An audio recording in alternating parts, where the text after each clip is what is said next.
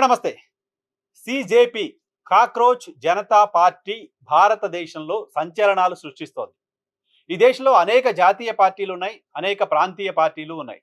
దేశ జనాభా 140 కోట్లకు పైగా ఉంది.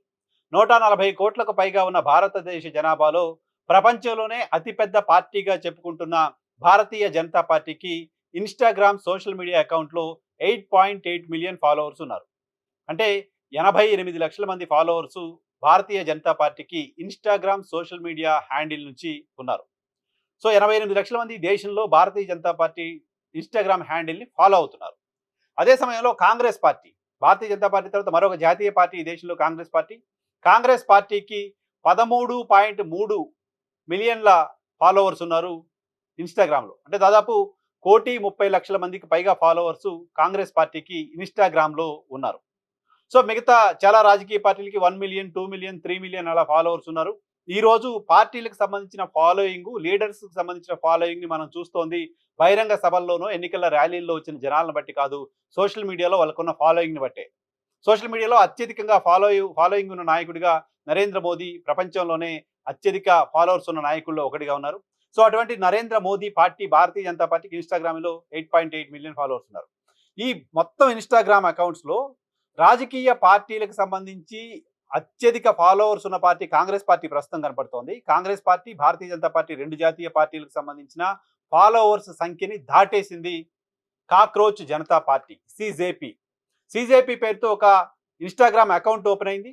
సిజేపీ పేరుతో ఏర్పాటైన ఈ ఇన్‌స్టాగ్రామ్ అకౌంట్‌లో భారతదేశానికి సంబంధించిన అనేక అంశాలకు సంబంధించిన ప్రశ్నలు వాళ్ళు లేవనెత్తున్నారు. అభిజిత్ దీప్కే అనే ఒక యువకుడు ఈ ఇన్‌స్టాగ్రామ్ అకౌంట్‌ని స్టార్ట్ చేశారు. ఈ అకౌంట్ స్టార్ట్ చేయడానికి ప్రేరణ, ఈ అకౌంట్ స్టార్ట్ చేయడానికి ఒక రియాక్షన్‌గా ఈ అకౌంట్ ఏర్పాటైంది. ఈ రియాక్షన్ ఏంటి? దేనికి రియాక్షన్ అంటే, భారత సుప్రీంకోర్టు ప్రధాన న్యాయమూర్తి కొద్ది రోజుల క్రితం ఒక వ్యాఖ్య చేశారు. ఈ దేశంలో నిరుద్యోగులు, ఈ దేశంలో జర్నలిస్టులు, ఈ దేశంలో న్యాయవాదులు ఆర్టీఐ పేరుతో బొద్దింకల్లా తయారయ్యారు. వ్యవస్థలో ఒక బొద్దింకల్లాగా వాళ్ళు తయారైపోయారు.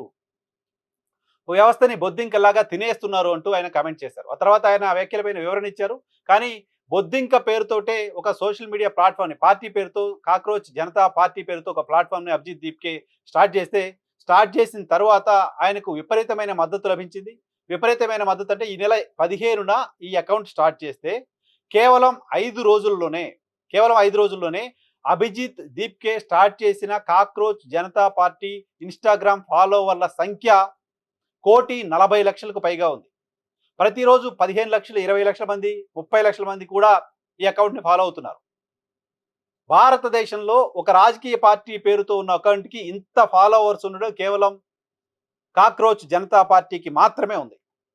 సో ఈ దేశంలో ప్రభుత్వం తీసుకుంటున్న నిర్ణయాల పట్ల ప్రజల్లో వ్యక్తమవుతున్న వ్యతిరేకతకి ఇదొక నిదర్శనం. అంతేకాదు జెన్‌జీ రియాక్షన్‌కి ఇదొక నిదర్శనంగా కూడా చూస్తున్నారు. ఈ దేశంలో రాజకీయ వ్యవస్థ ఫెయిల్ అయింది లాంటి విమర్శలు ఉన్నాయి.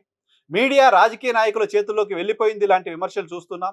న్యాయ వ్యవస్థ కూడా ఇంకా పూర్తి స్థాయిలో పనిచేయట్లేదు, న్యాయ వ్యవస్థలో కూడా న్యాయం జరుగుతుందన్న భావన తగ్గిపోతుంది లాంటి ఒక ఇంప్రెషన్ కనపడుతోంది. సో ఈ రకంగా మొత్తం వ్యవస్థలన్నిటిపైన అనుమానాలు వ్యక్తమవుతున్న వేళ ఓ సామాన్యుడు గలం వినిపించడం కోసం ఏర్పాటైన ఒక ప్లాట్‌ఫాము 2 జాతీయ పార్టీలకు సంబంధించిన ఫాలోవర్స్ అందరినీ దాటిపోవడం ఖచ్చితంగా దేశంలో చాలా పెద్ద చర్చకు కారణమవుతుంది. చాలా పెద్ద చర్చ జరుగుతుంది దీనిపైన. సీజేపీ కొన్ని ప్రధాన పాయింట్స్ రైజ్ చేస్తుంది. మేనిఫెస్టో మాది ఇది అంటూ కూడా ప్రకటించారు. నిజానికి వాళ్ళు పార్టీగా ప్రకటించలేదు ఇంకా. కేవలం ఒక సోషల్ మీడియా అకౌంట్ మాత్రమే స్టార్ట్ చేశారు. త్వరలో ఆన్‌లైన్‌లో ఒక మీటింగ్ పెట్టి పార్టీగా పెట్టాలా ఏంటి మేము ఆలోచన చేస్తామంటూ అభిజిత్ దీప్కే చెప్తున్నారు. కానీ కేవలం ఒక అకౌంట్‌గా పెట్టినప్పుడే వీళ్ళు కొన్ని మేనిఫెస్టోలో కొన్ని అంశాలను మేము ఉంచుతామంటూ ప్రకటించారు.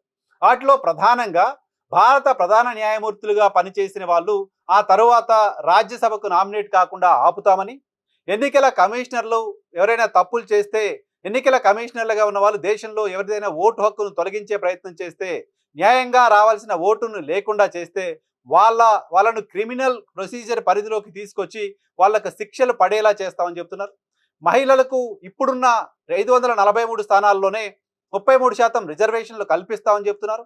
నీట్ పరీక్ష లాంటివి రద్దు కాకుండా చూస్తాం, ఎవరైతే రద్దు చేస్తారో వాళ్ళపైన కఠిన చర్యలు తీసుకుంటామని చెప్తున్నారు. ఈ రకంగా దేశంలో ఈ రోజుకున్న ప్రధానమైన సామాజిక అంశాలని ప్రస్తావిస్తూ ఆ అకౌంట్లో పోస్టులు పెడుతున్నారు. ఆ అకౌంట్లో కేవలం 54 పోస్టులు మాత్రమే ఈ క్షణానికి పెట్టారు. 54 పోస్టులకు మాత్రం వచ్చిన రెస్పాన్స్ మొత్తం 2 జాతీయ పార్టీలకు సంబంధించిన ఫాలోవర్స్ కంటే ఎక్కువ. ఇది ఖచ్చితంగా దేశం, ప్రజలు గమనించాల్సిన అవసరం ఉంది. రాజకీయ వ్యవస్థ కూడా గమనించాల్సిన అవసరం ఉంది. అధికారంలో ఉన్న వాళ్ళు కూడా గమనించాల్సిన అవసరం ఉంది.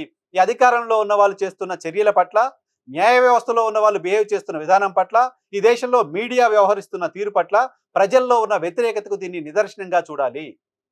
మీడియా సరిగ్గా దేశ ప్రజల సమస్యల్ని చూపించలేకపోతోంది, ఎస్టాబ్లిష్ చేయలేకపోతోంది. రాజకీయ నాయకులు దేశ ప్రజలకు సంబంధించిన ఆస్పిరేషన్స్ని ఫుల్ఫిల్ చేయలేకపోతున్నారు. న్యాయ వ్యవస్థ ప్రాపర్గా న్యాయం చేయలేకపోతుంది.